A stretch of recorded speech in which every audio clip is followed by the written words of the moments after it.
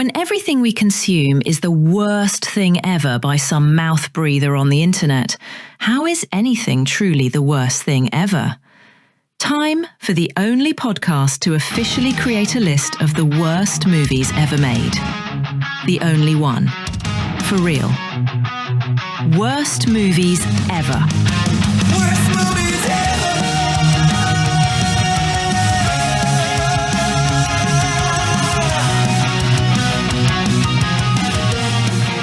Welcome to another episode of Worst Movies Ever. And today I'm doing something beyond the norm. I've never done an episode like this before. And I'm interested to see where this goes because today I have on Old School Astro Radio Z guest that I had when we were talking about a certain film, a Witchpire film that he had made way back in the day.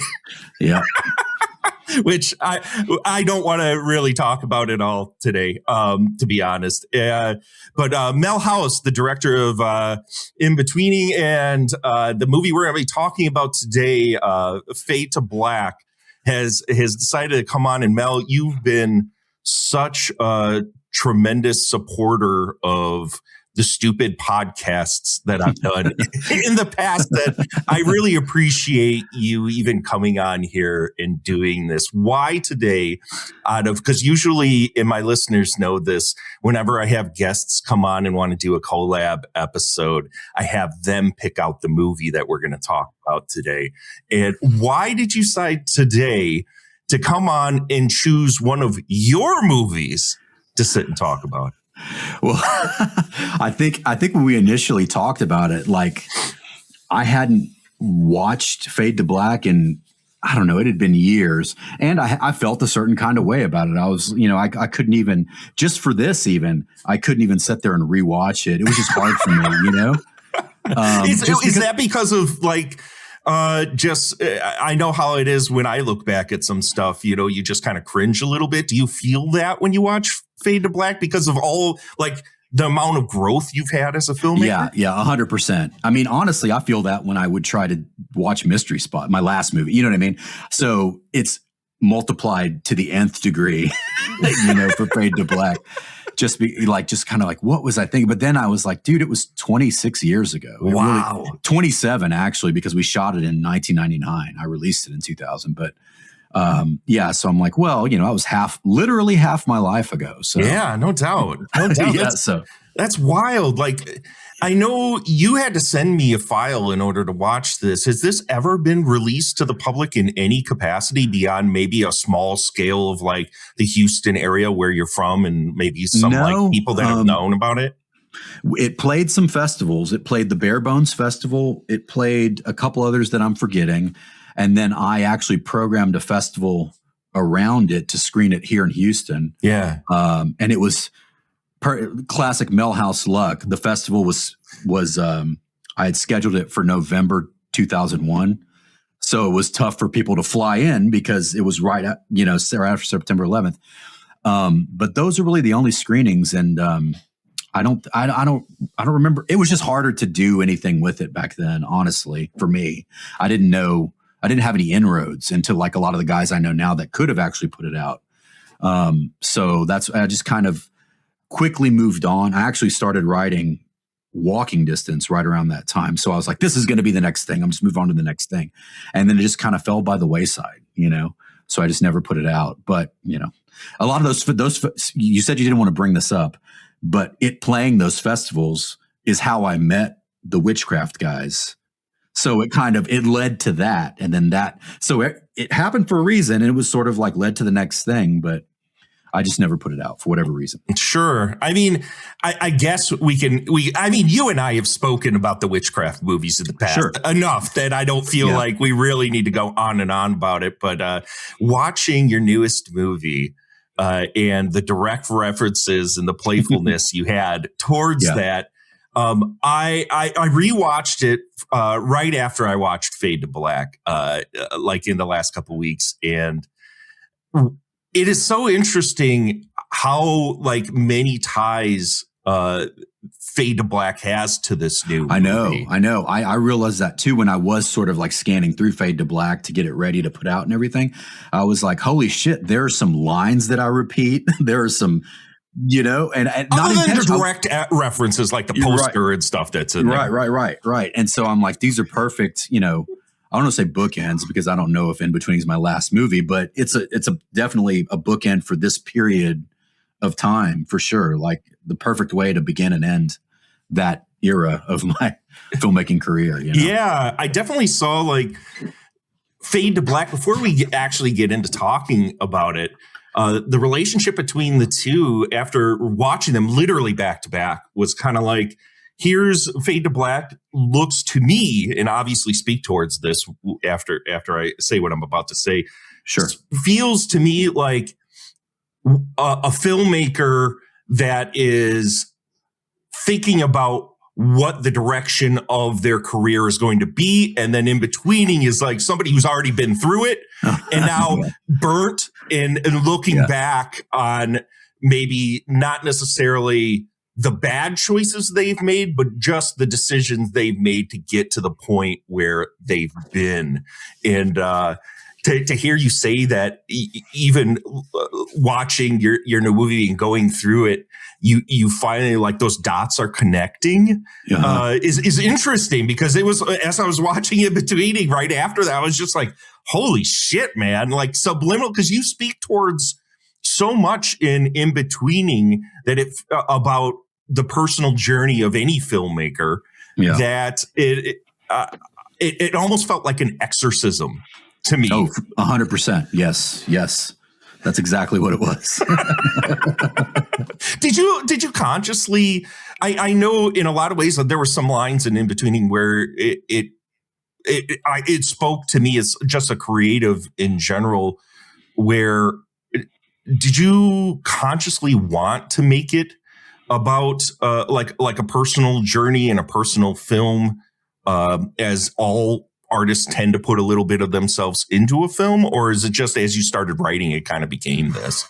Yeah, it was conscious. Like it was definitely like you said, an exorcism. And I even, when I was writing it and even preparing to make it, I thought, well, I'm going to make this because I have to, not because I want other people to be entertained by it or get anything from it. This is for me to get out of me. And hopefully somebody will plug into it and find something and enjoy it. But if they don't, I don't care. I just need to get this stuff out of me and into the world. And the interesting thing is finding like that it connects with people in its like specificity about your experience. Yeah, exactly. Because I can't tell you all the screenings we've done. I can't tell you the different walks and types of people that have come up to me and been like, oh, this is just like XYZ. Yeah. And I would have never thought that this person would have enjoyed the movie. You know what I mean? It's wild. Yeah, it's wild. Well, we all, consume so much media that subconsciously things are going to bleed through. And even if we didn't intend it, people have their own experiences to like what they've consumed and the journey they've been on, that something's going to connect. That's why I've always been of the mind that anything you create, if it doesn't come from in here, then what are we doing this for? Yeah. Right. Totally. So it's and that's why I loved that new movie, man, because it felt like it was your movie. And in the movie itself, you speaking about, well, I kind of did these things for hire and all this other stuff that bled you dry to the point where it's like, well, now this one's for me finally. And I'm just going to be like, finally. Exactly. 100%. So having said that, going back to Fade to Black, what was the origin and genesis of this project in particular? Well, it was, so I had, just to give context of what was going on, I was at UT Film School for a couple years, and that was right when, like right after El Mariachi had come out, and, he had come out of there, and everybody was going to be the next Robert Rodriguez, and Austin was starting to blow up with that there were a lot of indie film things happening, and film though, like people were still shooting on, like the digital revolution hadn't happened quite yet. So there was a barrier to entry, but I worked on a few things, but then I kind of to make a long story short, I kind of spun out and had like a nervous breakdown, which is kind of what In-Betweening is about. But anyway, I moved back to Houston, and I kind of had to start over. I wasn't working on film sets. I wasn't in film school. I started going to U of H, but they didn't have a film department really, just TV. So, but I still really wanted to, was like, I got to make a movie. I got to make a movie somehow. And I got a job working at the public access station here, which was an idea that got planted in my head because Robert Rodriguez edited El Mariachi at the access station in Austin. Like he had transferred all the footage to like beta tapes or maybe 3/4 inch tapes and edited there. So I was like, okay, if I get a job at this place, I can edit, and that's exactly what happened. Like I shot a couple music videos for my band, and I actually did shoot on film and transferred it just like he did. But it's expensive to do that. So I was trying to figure out how to make a feature happen.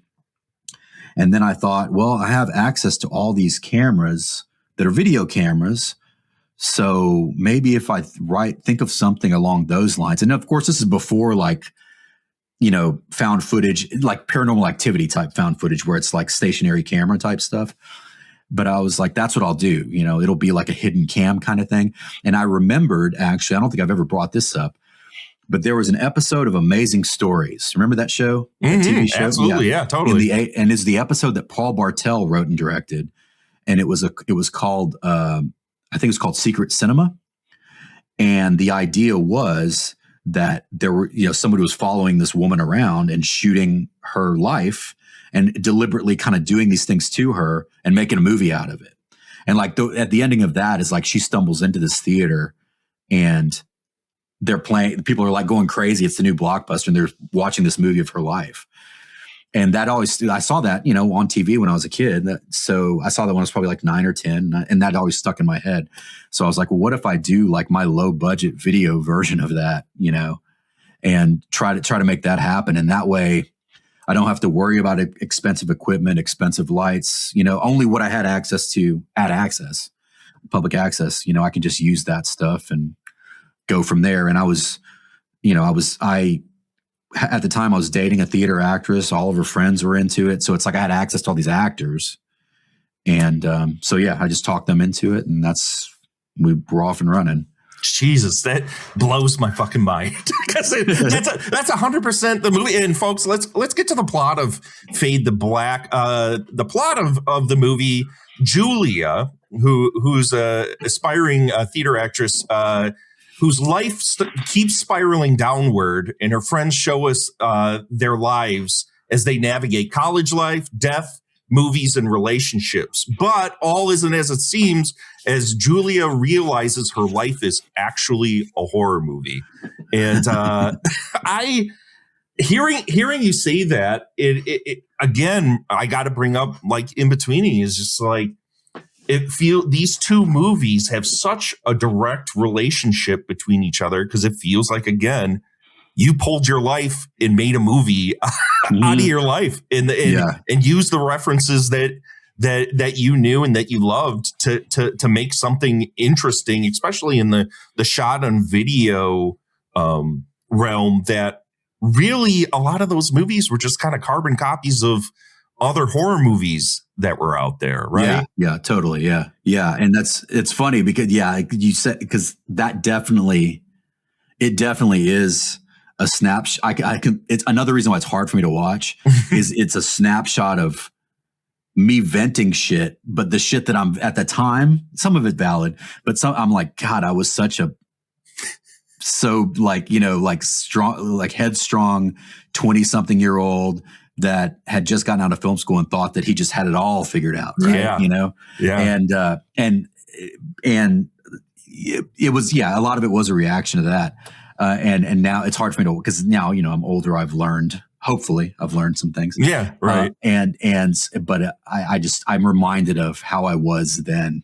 I think anybody that's been through film school or is an aspiring filmmaker has been that person. And I saw a lot of not just myself, but a lot of like the people I went to film school with in that movie. 100%. Yeah. There's a lot of direct, much like in In-Betweening, there's some direct quotes from people And then there, like the film critic guy, there's a film critic. Well, he's a combination of a couple people, but there was a film critic here that you could tell like he was like not paying attention in the screenings or falling asleep or whatever, and I'm like, how do you just totally discount this whole like major plot point that changes the whole perception of the movie? But that, and then just like dumb shit professors would say to me, or just people in general, like, I don't know if I sent you the poster, but on the poster, it says a movie by Milhouse. And the reason it says movie and not film is because I would catch so much shit from these people because I had shot it on video. They're like, oh, you're not a filmmaker. Did you shoot on film? It's shot on video. What you made is a movie. And I'm like, okay, man. So I think up until now, I still put on my posters a movie by Milhouse because I'm like, fuck you guys, man. Like I'm going to take it back and make it my own. But there's a lot of that kind of stuff too, because the digital revolution had not yet happened. It was happening as I was making the movie. It was still pretty gatekeepy, I mean, it still kind of is to a degree, but it was like gatekeeping in a different way. A lot of the old guard, they didn't want, there was an infrastructure to make films in Texas, but a lot of the older people didn't want these youngins to come in and boss them around or take their jobs or whatever was going on. But there was a lot of that friction, that you would run into on every set. So a lot of that anger and shit is in there too. So it's justified. I talk about this concept of the gatekeeping of, the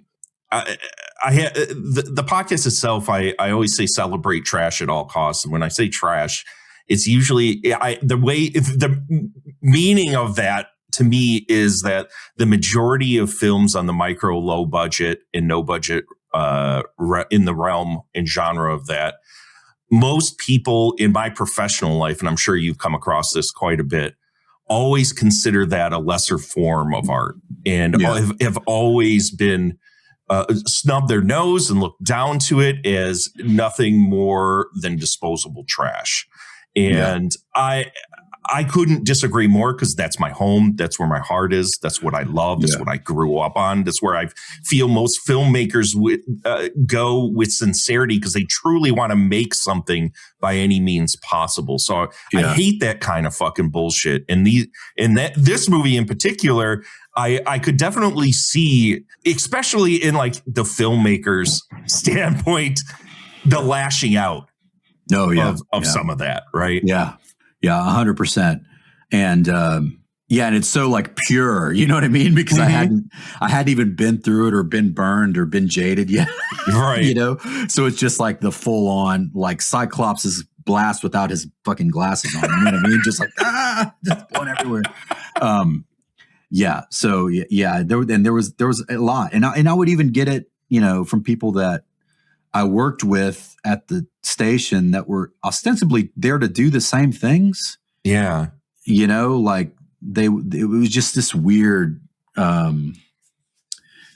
don't know what to call it. I usually call it like star fucking. Like people want to just sit on a low key level. Even at the lowest key level, I've been to screenings and been like at after parties where even on the lowest micro budget level, there's such star fucking and it's so gross, man. Yeah. It was pretty annoying, as you can tell from watching the movie. But it's justified because in at the end of the day, we all, of course, you'd like to make a few dollars off of any of this stuff to be able to survive and be able to live a life, right? But you want to make something cool and make some art, and everybody just ends up like exploiting each other in order to make that happen. Yeah. I wish that wasn't the case, but it just like in my experience, it's how like it turns me off so tremendously from the majority of it. Same here.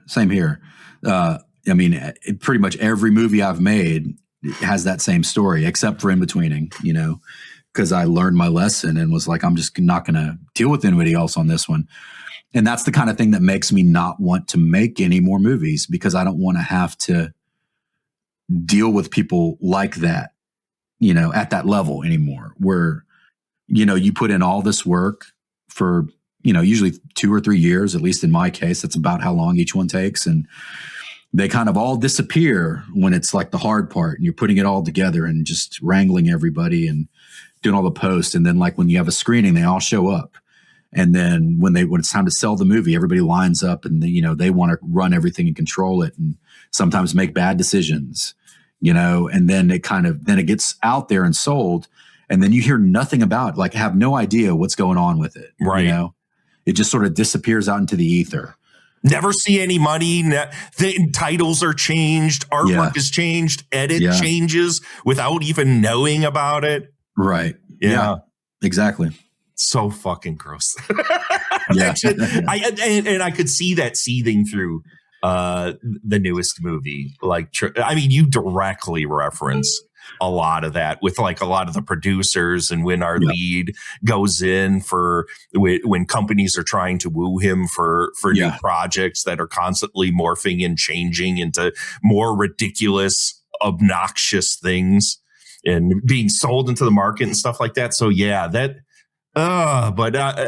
this movie in particular speaks towards, at least from my perspective, like that burgeoning filmmaker that it wants to make their mark, right? Yep. And my verdict, and I'm so interested to hear upon like revisiting this, your thoughts on this. Like, aside from the obvious like micro budget of SOV level of this, which makes it like obviously far from a refined film. It's just rough around the edges by design.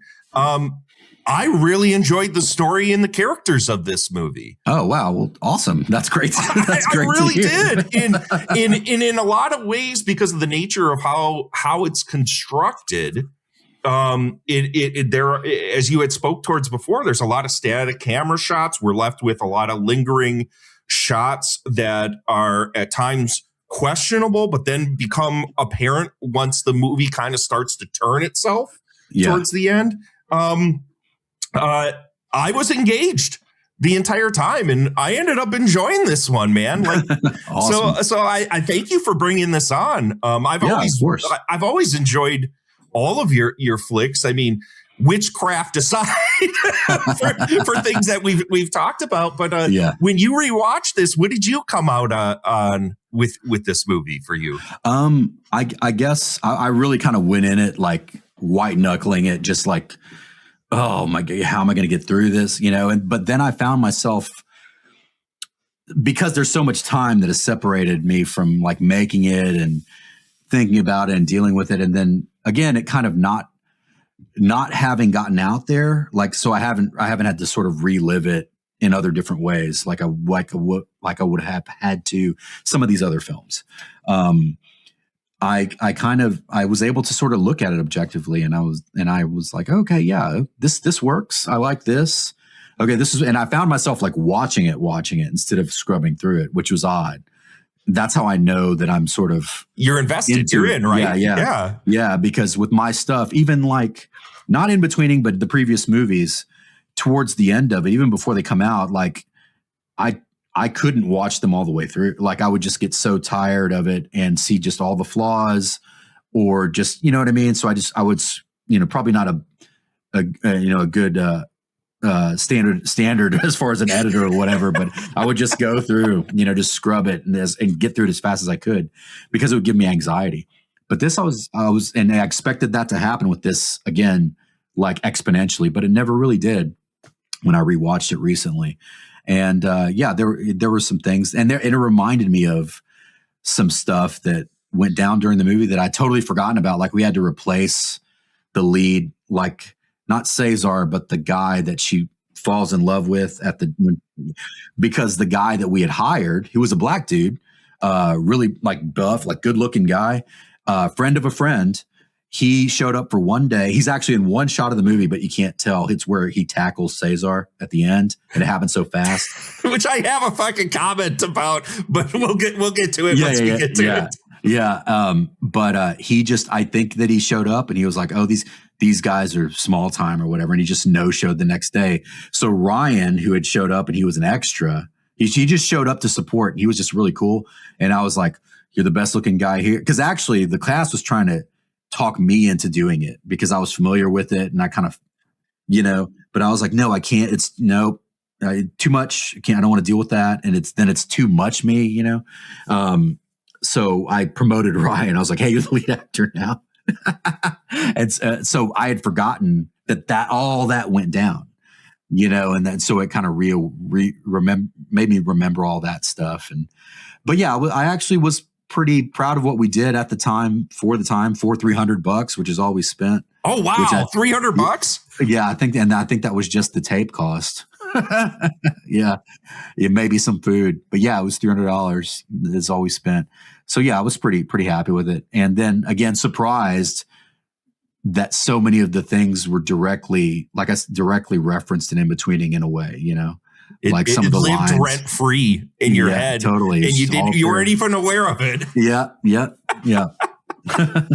So as we do here on the podcast, we're gonna get to the good, the bads, and the what the fucks of Fade to Black. So let's get to the goods. What is good? My first good, and we'll kind of go back and forth on this for points that we really, really dug about this movie. And my first is that for a $300 movie, as you just said, these actors are asked to remember a tremendous amount of dialogue. Yeah. And they with a script this snappy with the jokes that it has.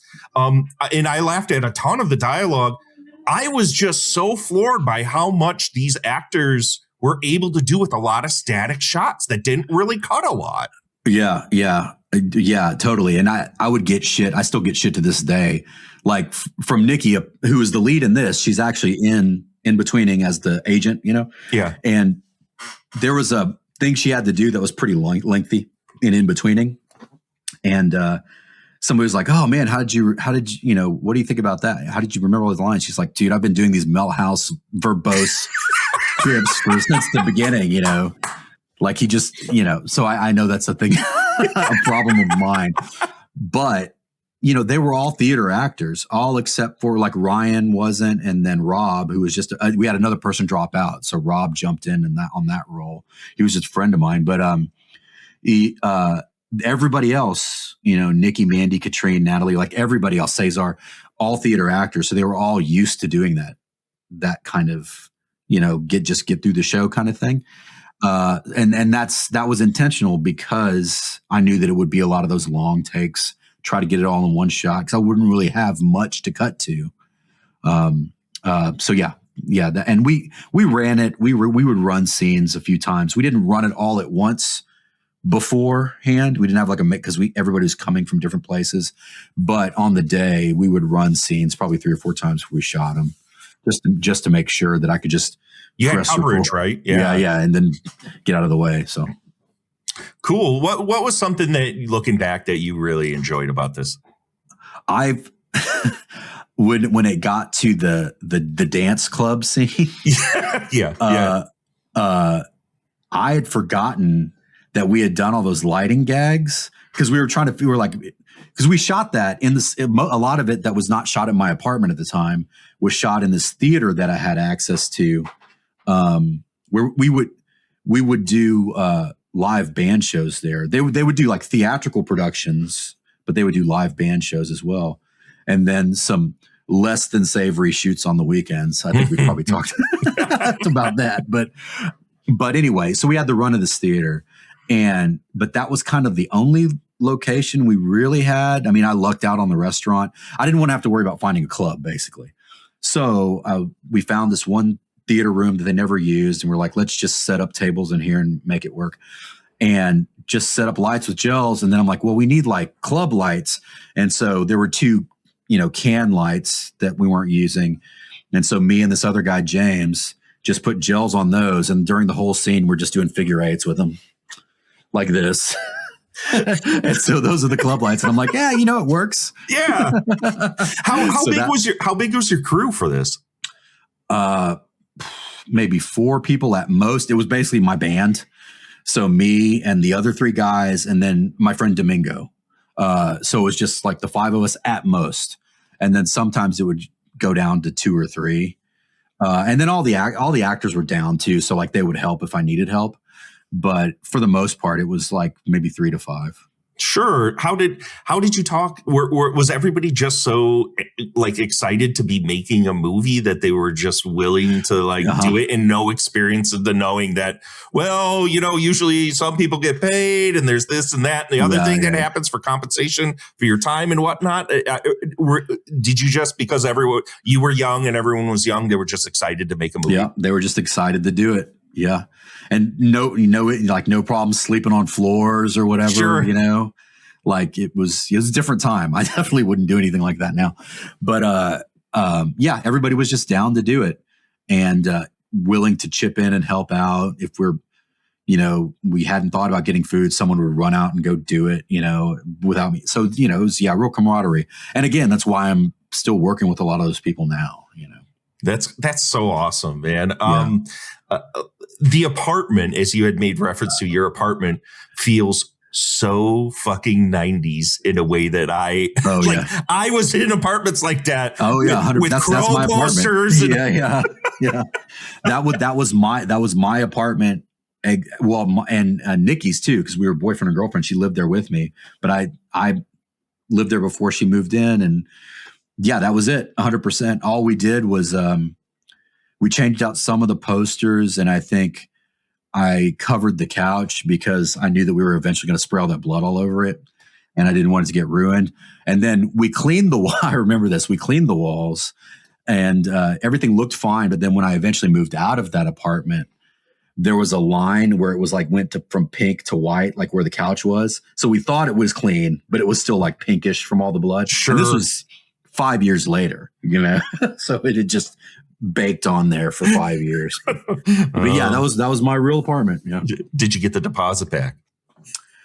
I did, strangely, because I was renting from my bassist uncle. He owned the property, and I was straight up. I told him, and I was like, "Hey, Ronnie, like we shot this movie, and it's still kind of pink or whatever." He's like, "Ah, don't worry about it. We're gonna go paint over it anyway." Sure. So he just didn't get some white paint. Yeah, pretty much. Job fucking done. Mm-hmm. For like the level of back, because I mean, starting in film school and having to shoot on like Betamax and 3/4 and in digital platforms and having to do tape to tape editing and stuff like that. Because when was this made again? What was the year? 1999. Yeah, like digital editing systems weren't super prevalent. Did you cut this on a digital editing system? No, I had it transferred to, and I actually just found the tapes this week, and I was in my garage, but I had it transferred to Beta SP, and then just edited on, the old school television editor, the tape to tape with the two like the puck discs, and that's how I edited my first few things. Even the film stuff I would have transferred to tape and then just edit them that way, because that's what I had access to at the station. Soon after that, we started getting in, like we got in a couple of Adobe Premiere systems, and we got in one Avid system that was upstairs that only certain people could use. Well, of course. But I think I was well into post with this, and I didn't want to like figure it all out. So. Right. I bring this up because and please correct me if I'm wrong in this. It appears to be a multicam shoot. Yep. So to edit that, like on the puck-based tape to tape, how did you accomplish that? Man, God, it was. I think I would lay down what I thought would be like the main shot, which would change just depending on whatever take was the best. Yeah, and then just go in and lay in layers from the other tapes whenever I wanted to do cuts. Wow. Yeah. As I recall, that's how I was doing it. Yeah. Yeah. I gotta be honest. I can't recall a shot on video film that I've ever seen that was so directly multicam. Yeah. The way Fade to Black is. And that to me was super fucking impressive. Oh, well, cool. That's awesome. Easy. Yeah. It's easy now. Like it's the easiest thing ever now. But back then, for anybody that actually had been through that as an editor, that's a lot of fucking work to sync in like match cuts with dialogue and stuff like that. It was tough. Like I really would have to go and we would, at first we had the clapboard, of course, but then of course you forget. And then I would just have to go that I just got so used to looking for S's and P's, like to match up the lips. Yeah, totally. But yeah, we had I think the main cam, maybe I had 2 of these. It depended on the weekend because these were our most popular cameras. So they would get checked out a lot. But I had at least one, I think it was a Sony XL1, which is a SVHS camera. That was the main cam. And then 2, if I could get 2. And then I had a Canon GL1 and sometimes 2 of those. And if I couldn't get 2 Canons, I would have, I don't remember the model of Sony, but it's actually the same camera that if you watch Mystery Spot, the camera that Graham is using to record everybody, it's that model camera. And so it would be mini DV of some kind. And so I'm kind of matching all those things together. So yeah, it was, I must have blocked it out of my memory. Like when women have kids, how they forget the pain. So the editorial process of this movie. Yeah. The trauma. It did take me a while. And I basically would just work, go up to Access and work overnight. So, when nobody was there. Yeah. So I could just get it done. But yeah, it took a while to get it all right. Well, I'm sorry if I brought up trauma that now you're going to have to go to therapy for. I think it's fine. For me, the filmmaker character cracked me up in this movie. Oh, yeah. As we had said before, we all know this fucking guy. Oh yeah. Yeah. We've all been to an extent this guy, this very idealistic. I'm here to make true art. Everyone's going to respect the grandiose, amazing thing we're going to make, while everybody's kind of like, okay, guy. Yeah. Yeah. So I appreciated that. And then once the twist is revealed in the movie, and as I had kind of just talked about with like the multicam shots feeling the way they were, and at first I was kind of like, well, wonder what's going on here. These shots aren't really hitting the mark in a lot of ways, right? Where actors sit in a way compositionally that aren't necessarily aesthetically pleasing. But once that twist is revealed, it's like, oh, yeah, okay, I get why this is like the shakiness of some of this stuff is happening. You explained it away in a very fucking clever fashion, man. Mm-hmm. Thank you. Yeah, and that's obviously that plays to the conceit of the movie, but I distinctly remember at the time also going, oh, like being relieved because I was not confident about my skills as a cameraman. Sure. So I'm like, I'm afraid to try any of this stuff. So if we just lock it off and I make sure it's in focus and you can see everybody, we're good, And so that it kind of grew from that as well. Sure. Looking back at especially like the apartment stuff that is like very much what I'm referencing at this point. Are you happy with how like visually that plays, given the conceit and stuff? Yeah. There are a couple of minor things I would change, like maybe mount the cameras in slightly different places. Because again, I was like, oh, here's a bookshelf. I can just shove it in here. Yeah, sure. Well, thankfully the cameras are so small, you could basically put them wherever we wanted to, right? Exactly. But yeah, for the most part, yeah, I am happy with it. I'm sure, being just one person, there's no way with those kind of cameras you could really monitor once you set them up what was going to happen or change them, right? No, it was just start it and pray. I think a couple of them, like those GL1s, you could flip the monitor all the way around. Yeah. And so but they're, it's like that big. So I'm like, I could see that it's getting an image and the numbers are moving, because I'm standing on the other side of the room watching. I'm like, we're getting something. Yeah, I guess. Let's just go. Let's just go,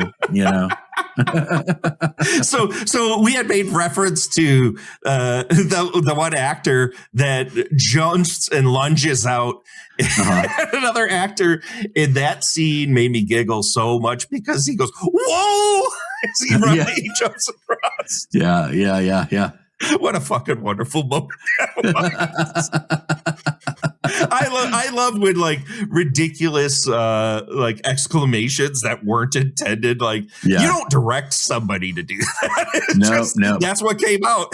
Yeah, and I think what really happened with Segun, the guy that we had hired to be that role, that left, he was a football player for U of H. He's a big dude, like yoked. And when I told him to come at Cesar and hit him, and we had a crash pad or something on, maybe it's probably just pillows, but when he came at Cesar, and so I think that was like all real. Like he's like, oh shit. Like like I remember hearing the wind go out of him. Oh my God. Yeah. This is a movie, bud. This isn't real. Yeah. Oh, that's amazing. Yeah. I think, this was a conversation I did want to have with you, because upon watching these two movies, and you make very clear and direct like comments on like critics and podcasters, especially in Betweening, like big time reference. And while obviously we're sitting and talking on a podcast, I never felt like I was a critic or like any sort of, I guess you could say, commenter on film. I suppose I've always just wanted to have conversations about people about movies, because we all sit around and just fucking talk about them, right? Yeah. Like having now made In Betweening and making the statement that you make in that movie, and looking at this one and how the critic ends up becoming held hostage, and there's like the whole monologue where he's like, accusing him of being like scum of the earth, basically. Like, what are your, I don't mean to like bring this out as like you're directly attacking these people, but what are your kind of thoughts as a filmmaker when you, and I've always wondered this because of like our relationship based on like the witchcraft movies. I don't know if you and I have really had that. We might have had some of that conversation, but I'm not sure. Like people that sit and not necessarily dog your work, but just like comment on it and not really have any knowledge as to like the work you've put into these things and stuff like that. Like, what do you obviously, people could watch the movie and see a version of your thoughts on that, but where do you come from with some of that when it comes to this kind of thing? Yeah, it does, and back then it obviously drove me more crazy. Now I think what triggers me, and it's affected me too, because for a long time I wrote music reviews around that time. Actually, when I was making Fade to Black, I would review CDs and stuff for this online magazine. And I would try not to be too mean or anything, because I was in a band too. But sometimes you're just like, you're like, oh, this is so clever. I've got to put, this is going to make people laugh. And then I go back and read some of that stuff now, and I'm like, oh, that was asshole-ish of me. You know? And as I got older, I started to realize, well, I had to stop doing that, because I'm like, even if it's not for me, it's somebody, right? Somebody's going to be into it. Yeah. And I think what really gets my goat now is when people are obviously approaching something in bad faith, like they're looking to dump on it, or looking down their nose at it, or don't like the person that made it already, or there's something in the news that makes them not like somebody involved with this movie, and not judging it on its own merits.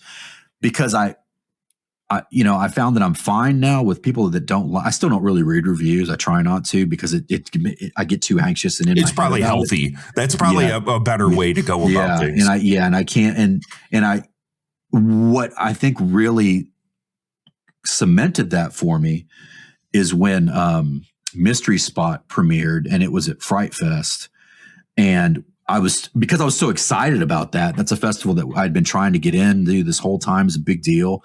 And there were a ton of like positive things on Twitter reviews going up first that I would just see coming in real time. And then I started to see some negative ones, but what was interesting is the negative ones, they weren't mean like some of the other negative reviews I'd gotten in the past. It wasn't like people were just like, this piece of shit, he doesn't know what he's doing, whatever. They were just like, yeah, it was a little slow, not for me. And I had this moment where I'm like, oh yeah, it's not for them. And you do what most people do when someone talks shit about them. You go look at the profile or whatever.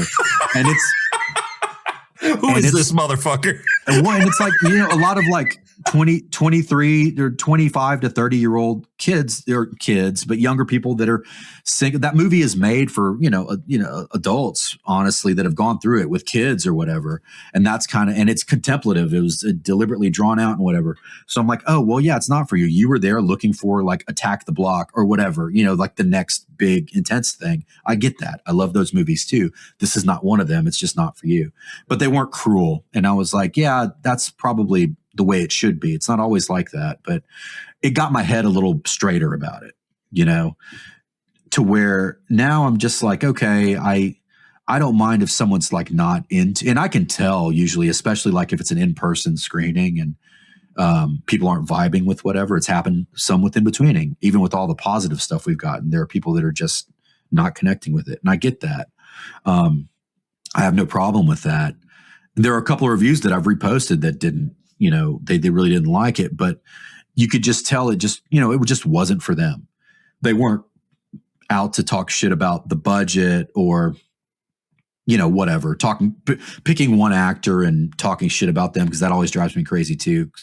So I'm like, okay, they may not be great, but how do you think that person feels? Right. If they're a human being, right? Yeah, exactly. Like not everything is great, but like you also don't have to be a shithead about it, So yeah, I still try to avoid it as much as I can, but there's, part of it is there's a necessary part to it where you have to like promote the movie or whatever and get quotes. So it's like you have to look, and I just have to be careful and try to like not come across something, because even the first line will like send me down a fucking rabbit hole, like if you can tell it's bad and I'm like, oh, and then it fucks up my whole day. Yeah. It doesn't matter that we just won an award or whatever, and but I have to sort of step outside and think, just go, again, think like, oh, well, it's just, it's not for them. And it does annoy me that a lot of people don't understand like the amount of work there is just to make a movie, any kind of movie, it just takes a lot. But, most people either don't care or are not privy to that info. So it's like, you just kind of got to judge it by what's on the screen. So I try to be rational about it like that. Doesn't always work, but I try to. You're a person that's put their blood, sweat, and tears into this thing, man. Exactly, how can you not take some of it personally? Yeah. Yeah. And then some people aggressively try to tell you, like I've had that happen a lot, where people will go in my DMs and be like, you suck because of this, this, and this. And yeah, and that's where it gets a little nuts. Cause I'm like, what the fuck? Like, can't you just go find another movie to watch? I'm sorry you didn't like mine, but, and that's that again, the reverse of that. Like that's made me not do that publicly. Like if I go see something that I don't like, I'm not going to get on any social media and talk shit about it or even state any kind of opinion. Sure. Because it will cause that now, because people are going to go they're going to do what I did, go look at my profile, see I'm a filmmaker, go find my stuff, talk shit about, it just causes, it's a cycle. It's definitely, and the awful thing, and I think it's just exponentially grown now over the years of social media, is that everybody is trying to clout chase to be the next influencer, right? It's not even there. The civil discourse on any of this stuff is just not a thing anymore. It's sound bites. It's like, who can be the most sensationalist and say the most ridiculous things to get people to engage. And it's really unfortunate with a lot, especially with micro budget cinema, because there's already so much stacked against the filmmaker to even get anyone to engage with the product in general, that just to have people glomming onto something that, as we had already discussed, like these people did this volunteering to make this movie, right? It's not like, and that's not to say that it's okay to do the same thing with a big budget movie, but there was money. Those people were taken care of. They walked away from that thing being able to live a life. Where like micro budget cinema, that you hang your hat on everything that you make in hopes that somebody gives you an opportunity, right? Yeah. Yeah, exactly. So it is gross. And watching the comments in this, I was just very interested to hear like where you personally stood with some of this stuff. Cause I've over the years really been conflicted with doing like this. Yeah, because I definitely haven't done anything on the scale of what you've done or some other people that I know have done. But at the same time, it's kind of like, man, you understand this. You've been here. Like, you got to keep in mind of just humanity, right? There's enough negativity that's out there, right? Yeah. What I, for a long time, people were, I don't know if you're a fan of this podcast, but it's pretty huge. And I like the people involved. I just don't really like the angle sometimes. But the podcast, like that podcast, How Did This Get Made? Yep. And I get it recommended to me a lot because people know that I like nuts and bolts movie making podcasts. But I always tell them the problem is, because I've listened to a few of their episodes and they always go to that place where they're like making fun of people. And I'm like, the issue is like, it's how did this get made instead of how did this get made? You know what I mean? Right. There's not an introspective element because these are comedians, right? So they're looking to get laughs ultimately. Right. And that's where I have to check out because I'm like, well, like what does that person think when they're listening to it, and like, how do they feel about all the work that they've spent on their thing? Or maybe it goes the other direction, the Tommy Wiseau direction, where they're like, oh, they're fucking famous now. No shit, right? So and it doesn't. So it's like it doesn't really matter. Like the end result's the same. But yeah, that's where I kind of, and I don't feel like, because I've listened to a lot of episodes of Worst Movies Ever and your other podcasts. I don't feel like you, probably because you do it too, you don't ever go to that weird place, where it's like I said, bad faith or bad intentions or mean. I definitely try.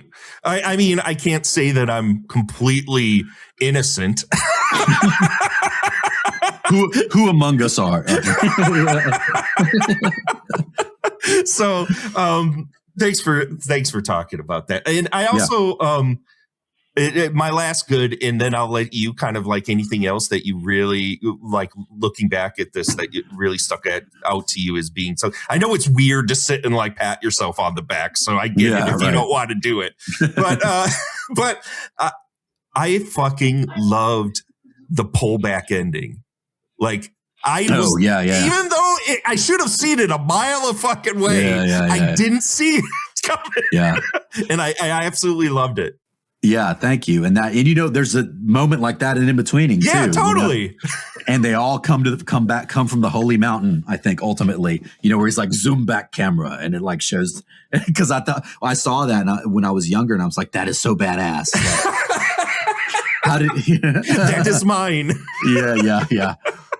But yeah, that's a moment that I really liked. And again, that was at the St. Edward's Theater where that's all the actors went to St. Edward's University, which is a pretty decent acting school in Austin. And because they were very friendly with their professors and whatever, that's where we were able to shoot a lot of school stuff.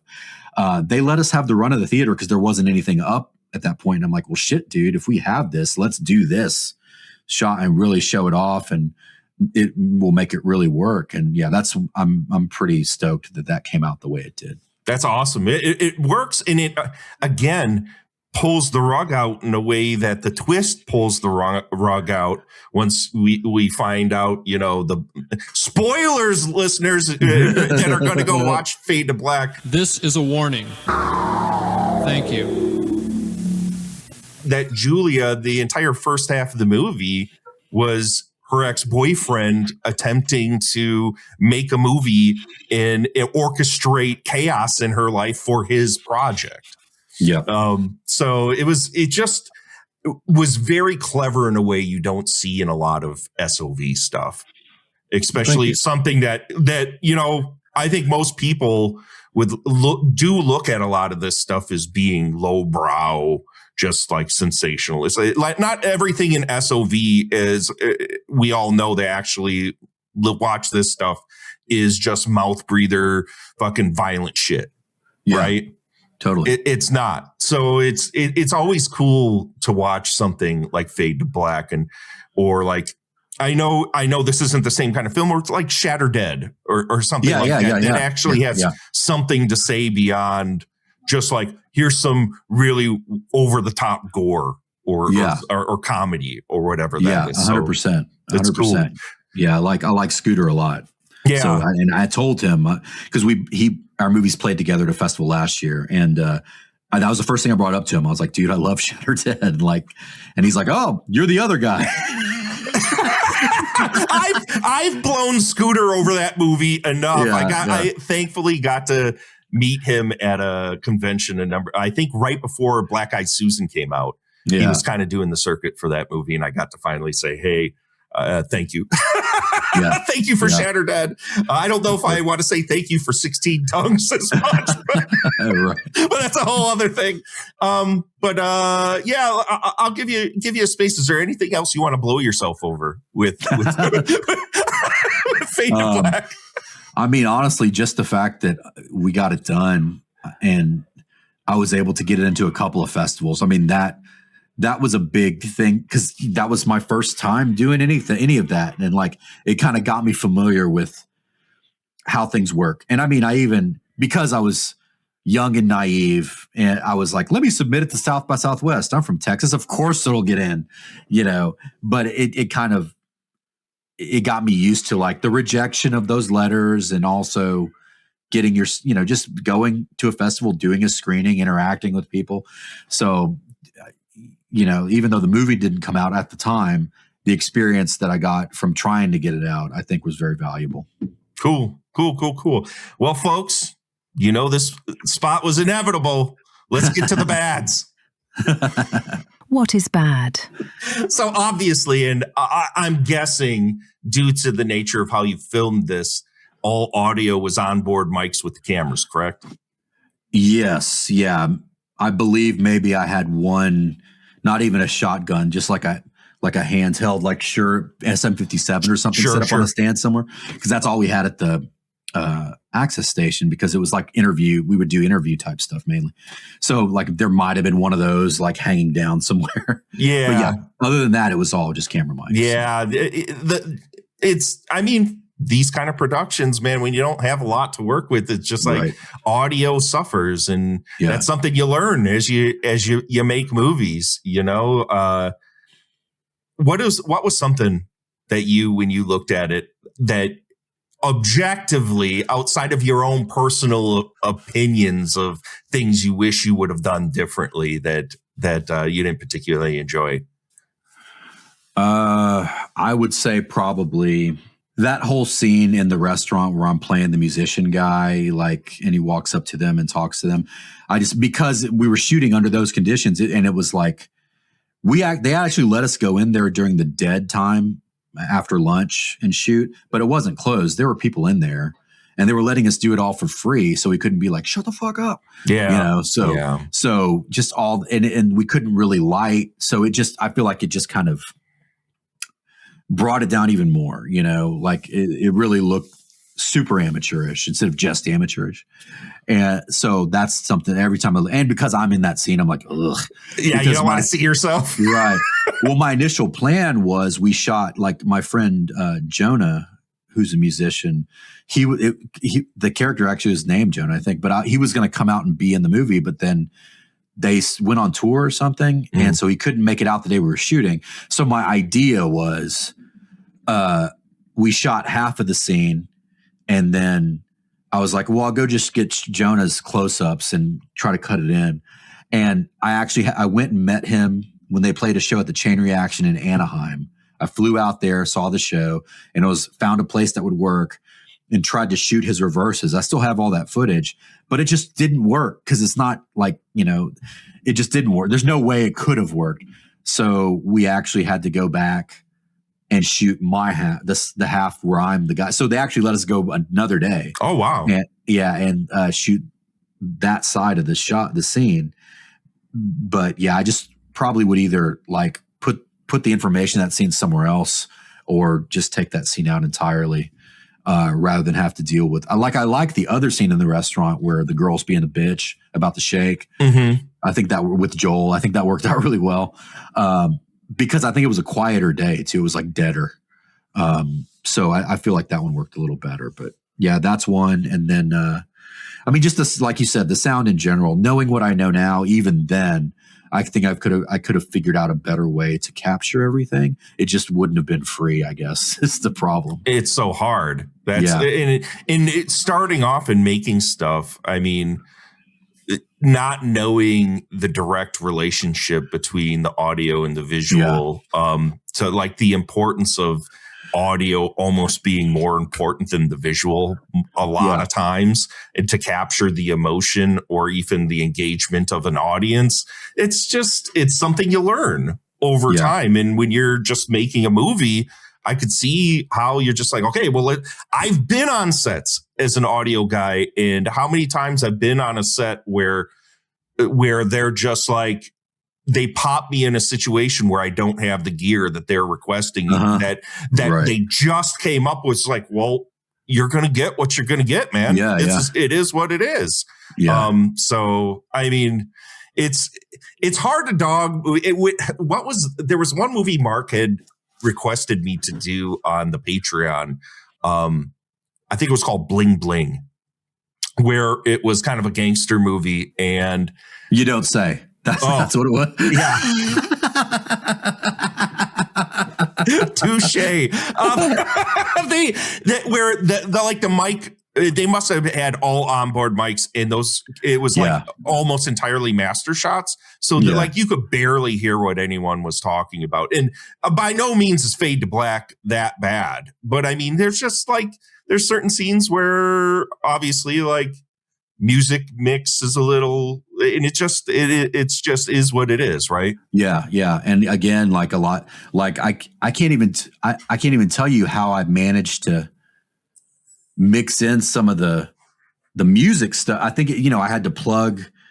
We had because it was my band that did most of the score, and then I had other bands that gave me songs, and I think we put them all on our Tascam 4-track. I plugged them into the mixer in the editing suite, and just kind of had to ride the fade, just kind of in real time, right? Yeah, old school, yeah. And I'm still surprised any of it is audible, to be honest with you.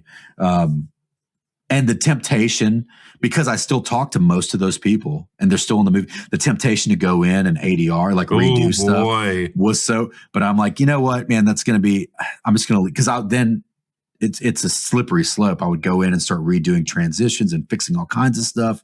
Then it's like the fucking Ship of Theseus, where it's like I'm just remaking the movie, Yeah. So yeah, I just like, nope, this is what it was. This is the document of what it was at the time. Yeah. I'm gonna leave it alone. So people don't realize the amount of work that goes into ADR either. It's not an easy thing to getting people to sit and time dialogue perfectly with lips, especially something that's lower resolution that you don't necessarily read those lips perfectly, right? Yeah, it's tough.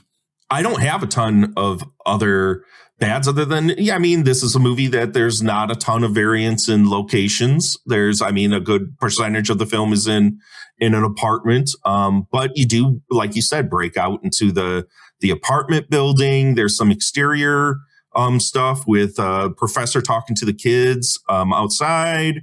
So you do vary it, but there is a huge chunk of it that's sitting in that apartment in lockdown shots. So I could see some people kind of being like, okay, well, is this what the whole movie's going to be about? Because we've all seen that movie, right? The apartment or the hotel movie. Yeah, right. Exactly. Yeah. Yeah. There's one thing which I want to hear you talk about. The same extras showing up in all of the scenes with crowd scenes. I noticed there was like one or two guys that kept having prominent extra spots. I'm like, oh, that's that guy from this. They just traveled. It's Eric, the bassist in my band, Joel, the guitarist, and Paul, the drummer. Yeah. That's awesome. Yeah. It was, those guys. And then maybe there's a couple scenes where it's like some of the actors' friends would come with them, and like they were just around a lot. So it's we would just rotate through the same people basically. Sure. When you don't have on a low budget level, you don't just talk people into being extras in a movie, right? Exactly. Yeah. And I probably was like, man, it's hard enough for me to get my head around dealing with the people I have to deal with. Yeah. Not that they were problematic, but just like I'd never done this before. I didn't know. And everybody's like looking to me, to run the ship. And I wasn't ready to do it. Or I may have not thought I was ready. And so I just didn't want to bring in any more outside people, to mess it up. So I was like, let's stick with the people we know, just use them. I think the only time we actually had extras that we didn't know was at Cafe Annie at the restaurant. And a few other different friends showed up to like sit at tables or whatever. But yeah, that was about it. But yeah, I know exactly what you're talking about. It's the guys in the band. That's the guys in the band. Did you come across a lot of scheduling issues trying to get people to shoots and stuff like that, and have it delay the production at all? No, we didn't, because I think what Nikki and her friends did was like they took a couple of weekends off. And we just shot around those weekends. And then there was a weekend where we all had to go up to Austin. That's when we shot at St. Ed's and shot the ending.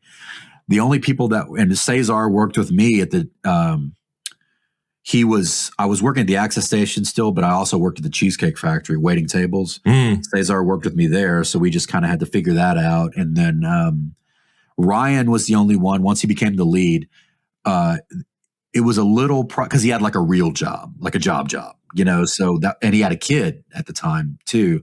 So, and his wife worked. So it was tougher to work around his schedule, but it wasn't a real problem. We just kind of we really had to figure it out a couple weeks in advance and then, do that. But everything else was pretty smooth as I recall. And Vaughn, the guy that played the movie critic, he was the guy that owned the theater we shot at, so he was always there. Oh, that's nice. So we're like, hey, it's time to come in and shoot. So that's cool. Yeah. That's kind of all I got. Now I'll give you the floor. Like, is there anything looking back at this you would have done differently with some of it? Yeah, I mean the whole thing. That's the easy answer, right? Yeah, of course. No, I definitely probably would have thought about the sound differently. If I could go back and travel to my past self and sort of give him a talking to, I would try to figure out the sound thing a little better. And then probably there were a couple last minute, like actors we threw in at the last minute that weren't actors. And I feel like you can really tell against the other theater actors. And I probably would have done a little more searching to like get someone more solid in those roles. But again, it was like a convenience thing. I'm like, this person's here, so, and it wasn't Ryan. It was just other things where we had people drop out because that happened a couple times. Again, because we're not paying anybody. It's low budget, nobody knows, if anything's going to come of it. So, and I think that might be it. And then maybe like rethink the restaurant, the second restaurant scene, maybe take it out or do it differently. Those are the ones that really grate on me, honestly, when I was rewatching it. Everything else for what it was, I think, I'm like, it's, it is what it is. We'll just let it live, right? Let it live. Yeah. Yeah. That's awesome. Now let's get to the what the fuck section. What the fuck is that? Honestly, Mel, I have zero what the fucks with this movie. Oh man, there was. I don't know if I'm happy or disappointed. Look, I think when I look at this section of the podcast, it's always kind of like you watch movies, right? And there's always something like, "What the fuck is that? What are we looking at here? Or what were they thinking with this?" And this all made perfect sense to me. Is there anything when you watch this back, you were kind of like, "Well, what the fuck was I thinking here?" I mean, pretty much. No, I mean, nothing major. It's just those scenes I mentioned where I'm like, why did I do this way? But yeah, nothing that really stands out. I think it's more like more the material, like when they go on that rant about Metallica and Die Hard or whatever at the movie theater. Sure. And I'm like, obviously that's something like I was in my head about that shit. Yeah, but, yeah, totally. You know, you could just tell it's just something I was just like angry about and just had to get it out. Yeah. You know, right. But that whole just stealing that scene was tough, you know, because we actually didn't get fucked with, but the security kept looking at us, you know. But also it was kind of hard to get. There's a lot of Austin people there, so we kind of had to really work out the timing. And then because we're shooting outside at this theater at night, it's kind of dark, you know. So I was like, man, what was I? I really need to put that stuff in that bad to where it's your masterpiece. It's your magnum opus, Mel. Yeah, totally. So yeah, it's more things like that. Yeah, I hear you. Well, that's kind of all I got for this. Like, Mel, what is, I know we've talked about this off air, but for the listeners, like, when are they going to get a chance to watch this, and how are they going to get a chance to watch this? Because I personally think that this is definitely a movie to check out for sure. Oh, cool! Thank you. I appreciate that. I'm glad that you're saying that, because now you've given me courage to actually do it, because I was really second and third guessing it, you know. But as we mentioned, I was thinking about putting it as an extra on the In-Betweening Blu-ray, but I just didn't really have room. And and at the same time, my friend Evan Jacobs from Anhedenia Films reached out and said that he would put it up for streaming on his site that has a lot of, you know, similarly, and he started making movies on video around the same time I did. Actually, one of his movies that he actually shot on film was in that film festival I programmed around Fade to Black. So it's a weird kind of full circle moment. But that movie that he did was called Schusterman Levine, a boxing fable. But he reached out and said that he put it up on his site. And so that's happening. He's already got all the art and stuff. He says it should be February. So it'll be up in the next few weeks. I'll definitely tell everybody about it. And, but knowing that we were doing this really lit the fire under me over the holidays to get it together and give him the shit so that we could kind of get it out at the same time and send people to go watch it. So yeah, it should be on, I think it's AnhedeniaFilmsUnlimited.com.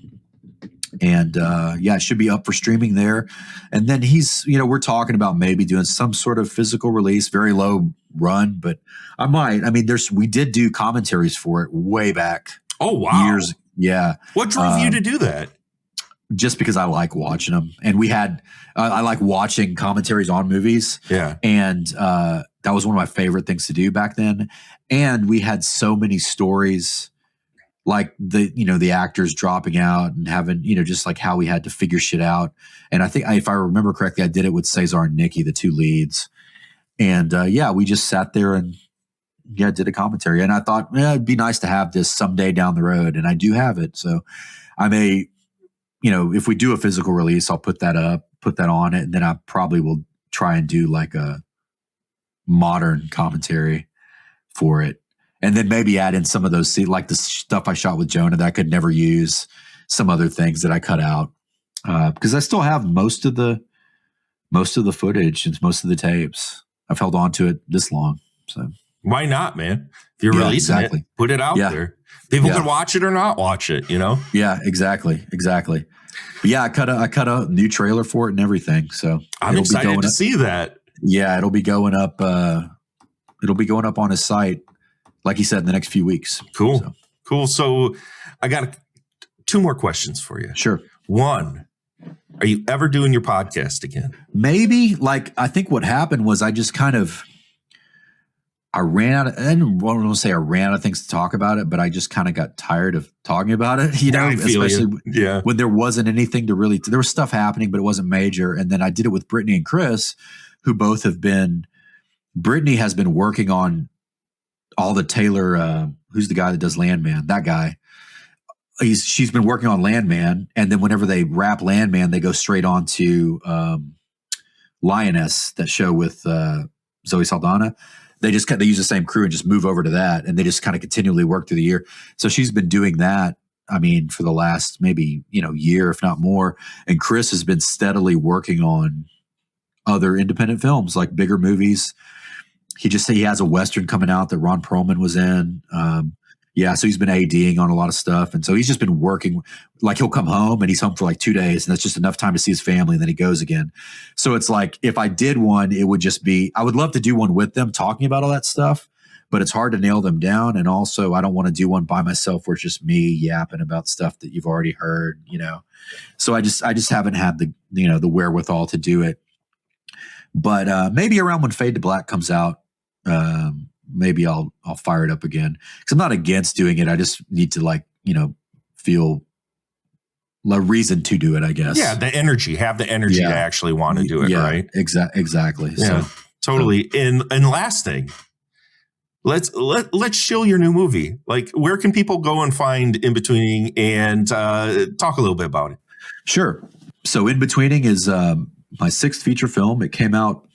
We actually premiered it about a year and 3 months ago, and at the Amazing Fantasy Fest in Buffalo. And it is a very thinly veiled autobiographical dark comedy about trying to figure out this world of being an independent filmmaker, based on just like true stories and shit that I've had to deal with over the last 25, 30 years of me doing this, from Fade to Black on.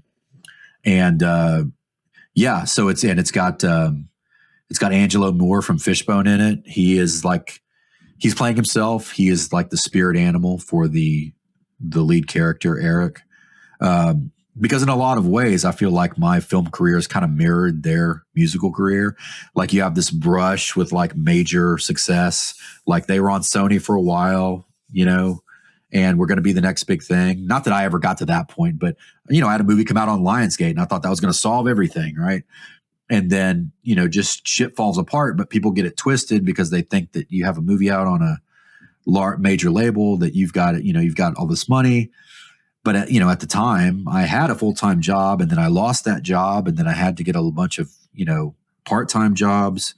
And at the same time, trying to get other movies going, and, weird shit started happening with those, and weird conversations that I would have with producers. And so I just took all that, put it into a movie, and I'm trying to exercise it out into the world that way. And it actually came out. It's been on streaming for a few months. It is available on Amazon Prime, Tubi, Relay, IndiePix Unlimited, Fossum. It's going to be on YouTube Movies soon, probably by the time this comes out. But yeah, I'm actually self-distributing it through Film Hub. And it is literally the first time I've made any money off of any of my movies. And it's not a lot of money, but you're getting something, man. I'm getting, yeah. And it's so nice to see, like, I can see it in real time. I know what's happening with it, where it's going, how it's doing. It's the best. So yeah, if you guys, you can find the trailer online. It's called In-Betweening. Just search In-Betweening movie. It's partially animated. It's got animation. It's live action. It's got animation. It's got puppets, found footage, quote unquote. Musical numbers. It's got a musical number in it. Yeah. So I kind of just threw everything in there. And if you guys want to go check it out and stream it, I would love that. And like I said, all the proceeds go straight to me for once. So, hey, man, that's a success story if I've heard one, man. Yeah. So I'm happy for you. And thank you so much for coming on and agreeing to do this. Cause I know, having any avenue where the possibility of like negative, even though I don't feel like we were negative about the film in any way, having that conversation when you've made something, it takes a lot of guts. Yeah. You know what I mean? Yeah. So, Totally. but not in jest. I appreciate, the years of support that you've shown me for no reason whatsoever. And coming on this, you suffered through Witchcraft 13. I feel like I owe you. You don't owe me shit, man. So thank you. I really appreciate it. And I wish you welcome. Nothing but the best of fortune and luck with everything. Thanks, man. I appreciate it. No problem. So, folks, that's the end of this episode of Worst Movies Ever. The next episode, I'm be talking with my partner Ken's about the Amityville Horror remake with Ryan Reynolds shirtless 70% of the film. So you got that to look forward to. So until next time, guys, take care of yourselves. Love you. Bye. Worst Movies Ever podcast is executive produced by Vaughn Kuhlmeyer and Shannon Smith. For more Worst Movies Ever, and to make the Doctor watch your worst movies ever, subscribe to the Worst Movies Ever Patreon at patreon.com/Worst Movies Ever. There you will get a monthly exclusive WME podcast plucked from the user-generated film list, randomized episode to episode. Until next time, celebrate trash at all costs. Toodles.